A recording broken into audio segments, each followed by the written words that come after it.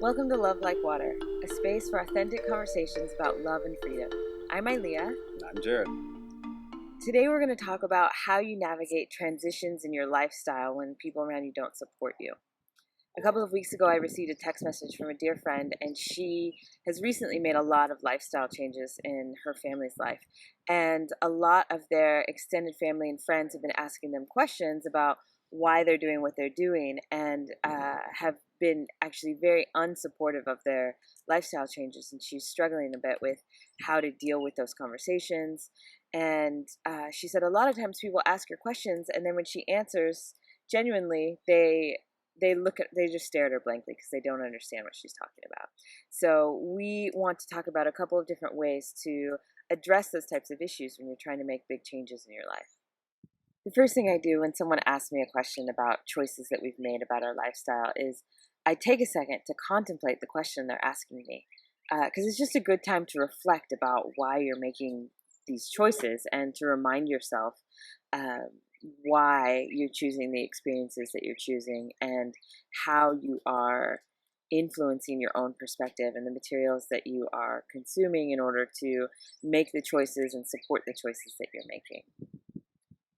One of the things we've talked about a lot lately is the deliberate decision to view people coming into our lives not as a distraction, not as someone that is here to destroy us, which it feels like sometimes. They're here as teachers. That's kind of a reoccurring theme in Love Like Water that we talk about quite often. We have been presented an opportunity when someone comes into our life that causes contrast. Let's call it contrast. There is an opportunity there for us to view them as a teacher. Why is this happening? Why am I experiencing this? What is this? What is the universe trying to tell me? And that's obviously a discipline, and it's difficult at times.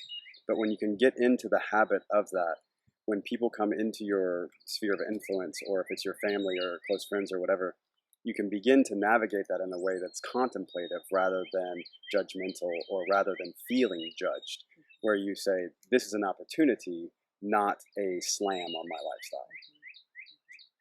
Another really important practice is to answer questions without being defensive or feeling like you have to try and convert someone to your way of thinking.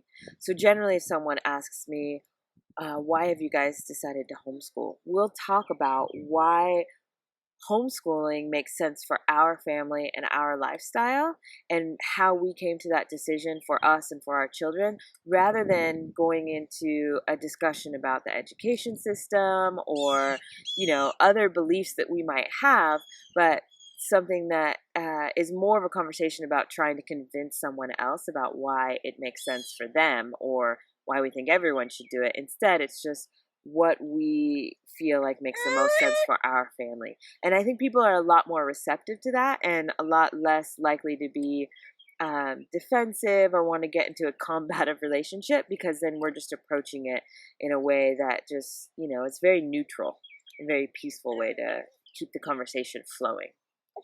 And the other thing that we found is that when you approach it that way, people will, even if they don't understand or don't agree, they'll generally just watch us.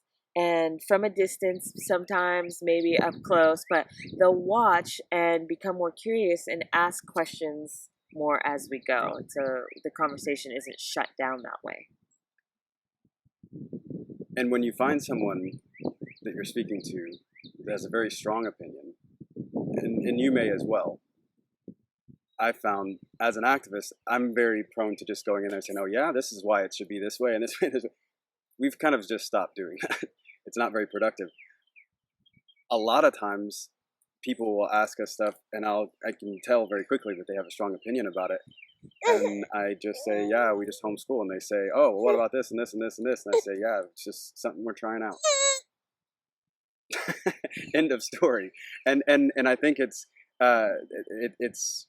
tempting to be combative about it, but that's not what this is about. This is about how we want to raise our children, how we want to have the energy in our family and the characteristics of our family, the character of our family.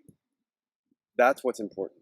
It is not an agenda to convert the rest of the world. Just like right now, we're sharing what we're doing through these videos as an example, not as the way. We're not trying to convert anybody as much as we are just sharing stories. And wanting to be a source of encouragement for people.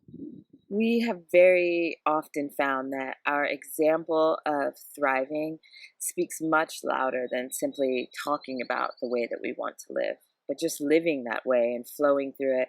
And then people watch and they ask questions, and they're much more curious that way than when we come at them trying to explain ourselves. If you look at someone's life and you see, oh, that person's miserable, how likely is it you're going to go to them and say, hey, how are you living? Tell me how you do that. If someone is just happy, and if we're happy, then people want to know more about the way that we live and how and why.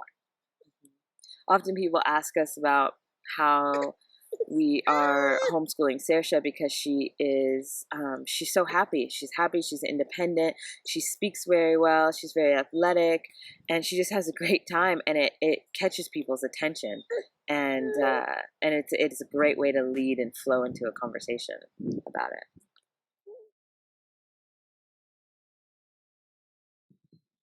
One of the most common feelings, I guess, that people get into or experience is that they start to question themselves. Am I doing the right thing? Is this real? Is this thing that I read in this book or saw in this video or experienced at this festival or whatever it is it real? Is it reality? Or is this the real world? And then over here, some idealistic thought that may or may not even be viable. We have been presented with that scenario so often, to the point where we've constantly come back and said, you know what, we do believe in this. And we've always sort of been of the opinion of, even if we're wrong and this belief makes us happy and it doesn't hurt anyone else, why not just embrace it anyway? I'll embrace naivety if it makes me happy. So at the end of the day, if that is the case, if we're weighing out alternatives, I think that sounds perfectly fine. And I want to just get to a place where I say, you know what, this is what we believe, this is what we're doing, and we're moving forward, regardless of whether or not somebody's slapping us high fives along the way or not. We obviously don't want to do it at the expense of anyone else, but we do want to embrace our ideals and live them out. One of the things that we found from that, though, is that the repeated, that as we do that on a continual basis, we start to build up a resilience. You start to not notice all the things happening around you that would be conflicting with your ideal lifestyle. And let me be clear about this. The things around you, the people around you, may or may not change at all. What will change is your perspective and the way that you receive it, the way that you experience it can change through deliberate effort on an ongoing, consistent kind of basis. So I wouldn't necessarily expect that everything around you is going to change. It may or may not. And maybe it does, and that's great because you can influence the people around you, and that's wonderful. But that's not the point. The point is to build up your own resilience such that you can withstand any kind of chaos or conflict or contrast coming at you. That's when you really start to get into the flow. That's when you really start to experience that wholeness and that feeling of confidence in what you are doing. And that's when you're able to really open up your eyes to the full awe and beauty of everything around you. And that's what this is all about. Mm-hmm. When you love your own life too, it's a lot easier to just unconditionally love people around you despite their choices and lifestyle. Even if it's very different than yours, you are able to embrace and see the good in everything else that's around you. So it's important to ask yourself the question, why am I living this lifestyle? Is it A, so that you and your family can come into a flow like water and to just be love? Or to get on a soapbox and tell everybody why they should live this way? That's not really the point. It's tempting each time someone comes and questions you, especially depending on different personality types. I would be one that is very combative and wanting to say, well, this is the way you should do this, and clearly, and so on and so on.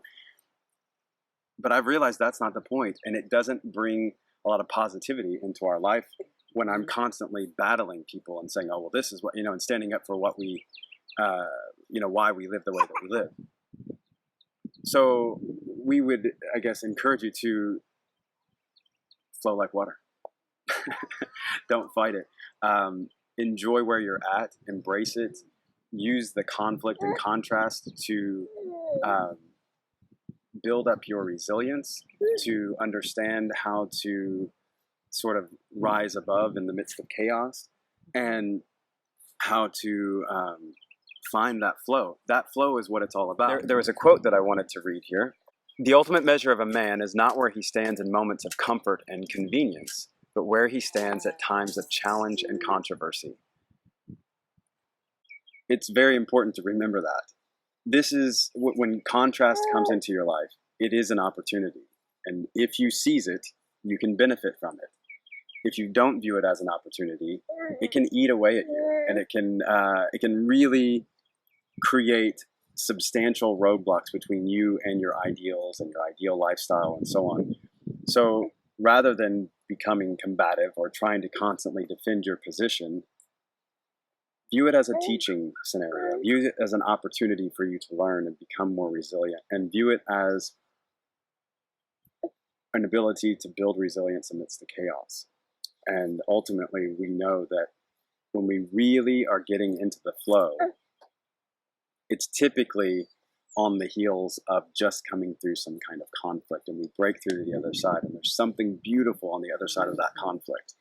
And we have to be willing to experience that, as opposed to just being determined to make our point. Thanks so much for joining us today, and we would love to hear from you and hear ways that you are experiencing conflict or contrast and the way that you're dealing with it. How do you get through it?